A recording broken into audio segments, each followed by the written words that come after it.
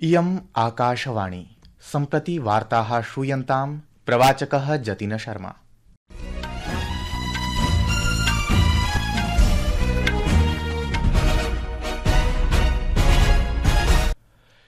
आदौ मुख्य वार्ताः।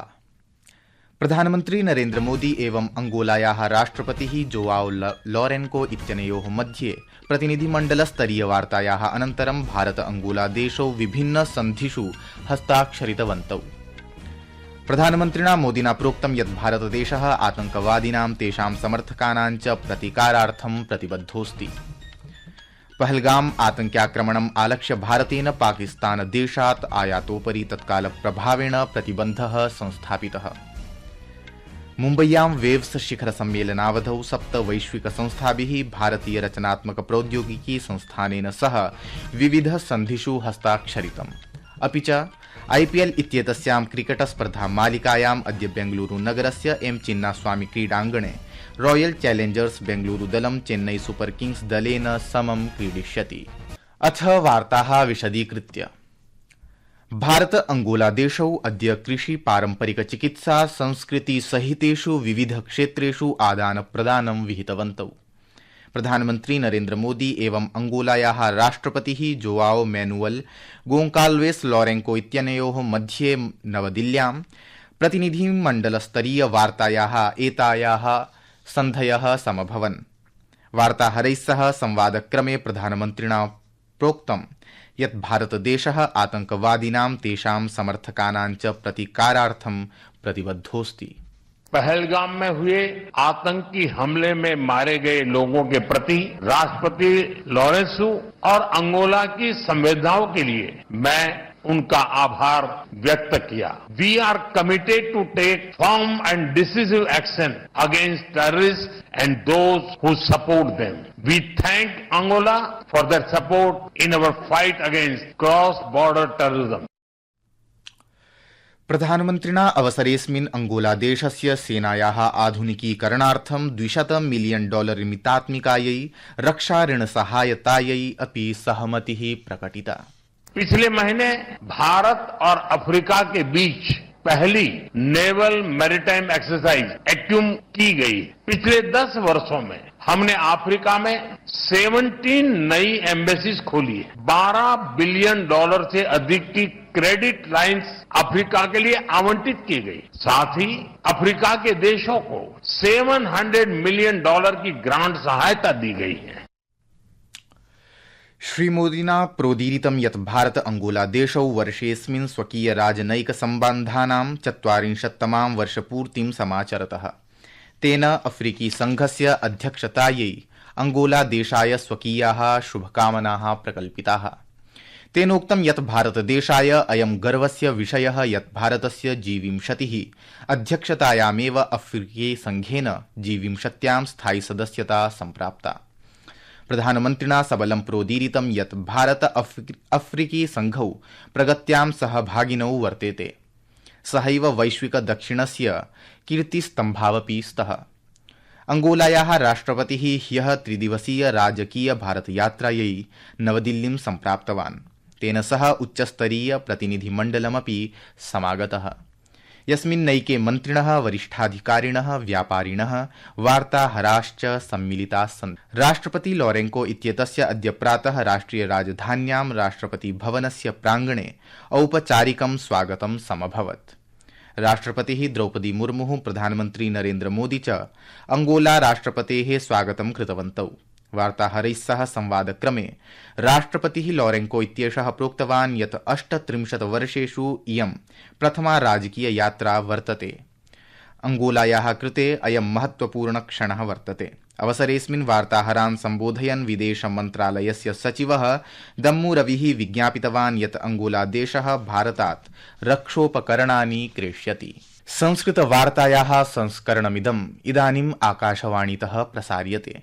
सममेव अयं कार्यक्रमः आकाशवाण्याः अन्तर्जालपटले www.newsonair.gov.in इत्यत्र अथ न्यूज़ ऑन एआईआर चलदूरभाषीय तन्त्रांशे अपि समुपलब्धो भविष्यति।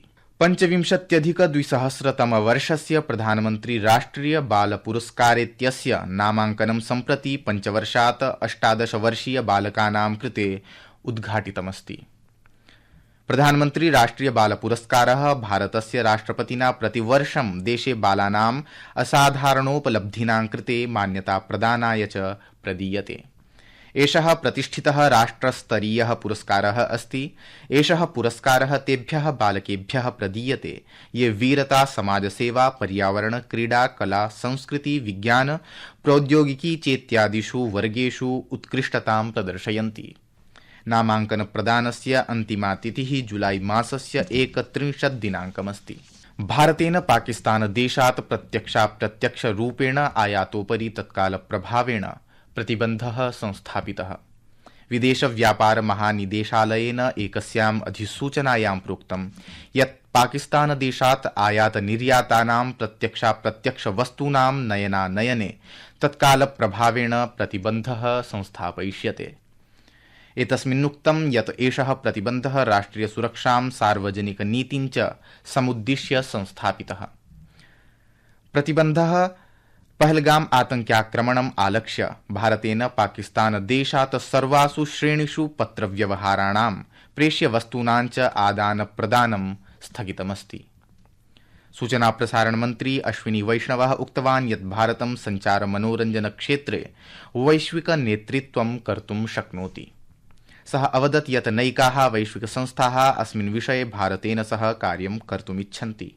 अद्य मुम्बईनगरे वेव्स शिखर सम्मेलनावधौ गूगल, मेटा, माइक्रोसॉफ्ट इत्यादयः 7 वैश्विकसंस्थाः भारतीय क्रिएटिव टेक्नोलॉजी IICT इत्यनेन सह सन्धिपत्रे हस्ताक्षरं कृतवत्यः। 400 कोटिरूप्यकाणां वित्तपोषणेन मुम्बईनगरे IICT स्थापिता भविष्यति। अस्मिन्नवसरे प्रवदन् श्रीवैष्णवः अवदत् यत् आगामिषु दिवसेषु IICT, IIT, IIM एतादृशाः संस्थाः अपूर्वादर्शं स्थापयिष्यन्ति। गोवायाम् अद्य बिचोलिं नगरस्य शिरगाव ग्रामे श्री लेराई जात्रा महोत्सवे जनसङ्घस्य अनियन्त्रितत्वात् 6 जनाः मृत्युमुपगताः। 80तोप्यधिकाः जनाः च व्रणिताः समभवन्।